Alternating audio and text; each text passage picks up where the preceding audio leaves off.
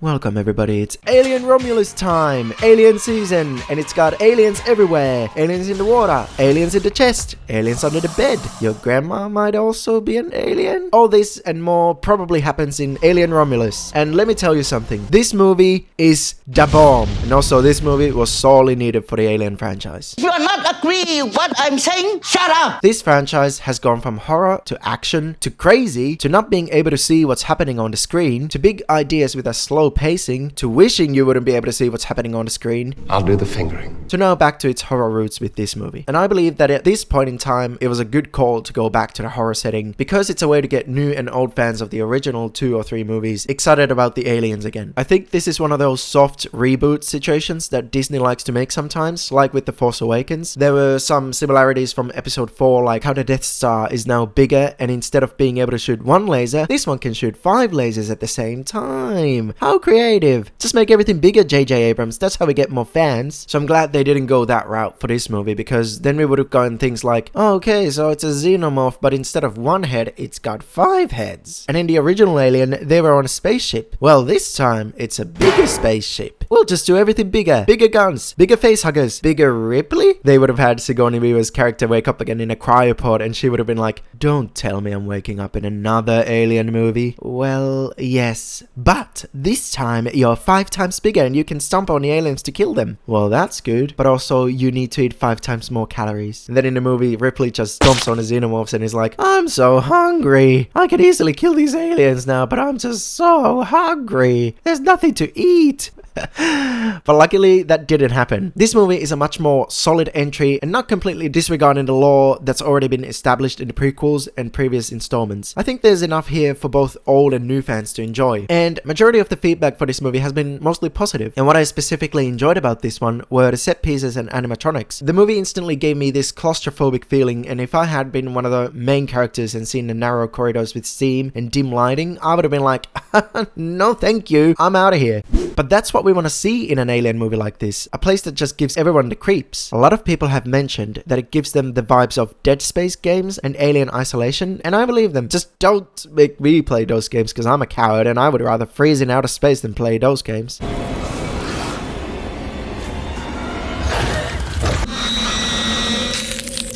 One thing that was a really smart and cool thing that brought even more tension to the script was the way they used artificial gravity in the movie. They set it up nicely in the beginning too, so it's not just used as a plot convenience thing that just happens out of nowhere. Another thing that I enjoyed was the relationship with Rain and Andy and the way they touched on the matter of people developing deep feelings towards an artificial person. Like, where do you draw the line on how much you can feel for an artificial person and how much you include them as a family member? Like, do you invite them over for Christmas? And is it okay to store them in a closet with a vacuum cleaner?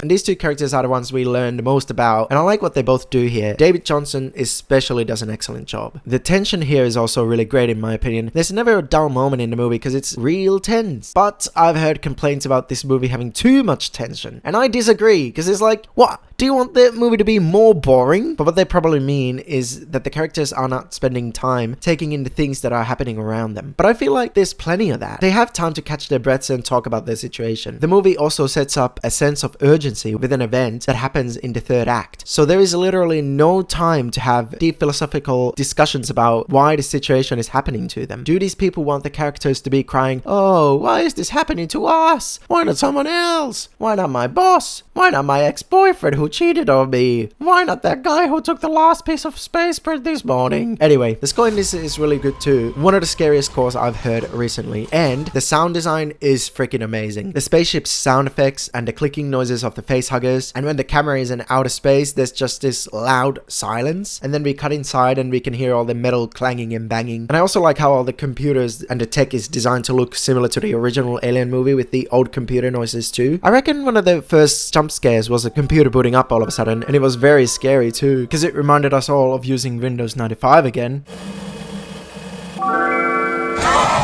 And you might be saying, surely this movie wasn't all that good. And to that I say, well, no, it wasn't. And don't call me Shirley. But there were a few things I definitely disliked, especially the cringy callback lines like, the get away from her, you bitch. But also I would have wished there were a couple more deaths in the movie and more blood, because I want more blood. But anyway, more gore would have been better. Another thing I would have liked is to have more character building, but there's not much time to get to know the characters on a deeper level. But then there are negative criticisms that I've heard, and I disagree. And if you're not agree with me, shut up! Too much criticisms that I've heard are just that it's rehashing the old movies and it doesn't have any world building, but I feel like we needed some familiarity to make that soft reboot, and there was some world building, like at least with the Wayland Yutani Company and in the beginning too, where we see the mining colony, and they can focus more on the world building in future movies. Now that the fans are excited again about the franchise, they can delve into why the Xenomorphs want to kill humans so much. But it's probably because Ripley called their queen a bitch. And there are some nitpicks too, like, why did we have to have another CGI deepfake actor popping up just to get that nostalgic effect from everyone? Are they just tricking us into liking this movie that way? Well, it ain't working, Fede and Ridley. Let me tell you that much. And why does the spaceship that is flying uncontrollably in space land perfectly in the cargo bay while no one is steering it? And why are cousins having sex and making babies together in this universe? That's just great. Thanks, Fede Alvarez, for confirming this. Now the Tasmanians will think it's normal. I'm kidding, by the way. Anyway, I was reading some of their reviews on Rotten Tomatoes, and I stumbled on this diamond in the rough. Here it goes. Artless mucus corn. Then switch that C to a P. And I'm sorry, but whoever wrote this, I mean, that's just... No, it wasn't. Imagine when they published those now playing in theaters clips. Alien Romulus is now the #1 movie in the world. Alien Romulus is... Artless mucus porn. Anyway, I love this one. Sure, it's got its flaws, but really, what's not to love about this movie? It's got aliens, face huggers, and face humpers, claustrophobic set pieces with all the steam. What I would like to see this franchise do now is stick to the horror, but build up on the lore and the world of Alien, and give us compelling characters and time to get to know them too. I don't know, maybe we can even follow Rain's character in future movies. She's gonna wake up from cryosleep and go to this planet, and then she's like, finally I can see the sun. And the officials on that planet are gonna be like, well, no, you'll be working in an office and you won't see much sunlight at all because you're poor and you gotta pay rent. But there is this cave riddled with aliens, and if you retrieve an object, we'll give you money. Aliens? No way, I'm done with those. Are you sure you'll see more sunlight? Fine.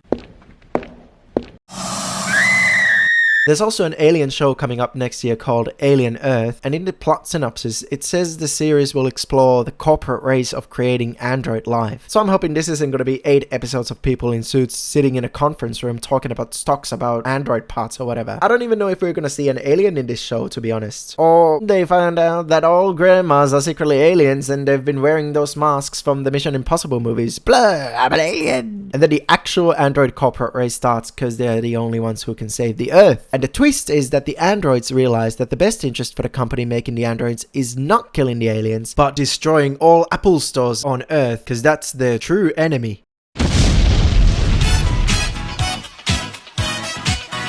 Nah, I'm really excited for the show, even though it's just gonna be corporate meetings in conference rooms. But look, as for the future movies in this franchise, I want them to have more horror, more gore, more world and character building. That's all I want, Disney. Take note. I don't want you to read the negative criticisms of Alien Romulus and be like, oh, they thought the movie was just rehashing old ideas. Well, it's time to do something completely new. We'll put grumpy and old Ellen Ripley on an island, and Rain will bring her gun. And then Ripley will take the gun and throw it over her shoulder and say, get away from me, you bitch. And that is just Rain begging Ripley to come and kill some aliens, but Ripley's just gonna be like, no, I'm done with this franchise, leave me alone. Anyway, I'm gonna give Alien Romulus 8.5 out of 10. Like and subscribe for more. Bye bye now. Come downstairs, Billy. I've baked you some cookies. Oh boy, I love me some cookies. I love you, Grandma. You're my favorite person in the whole world.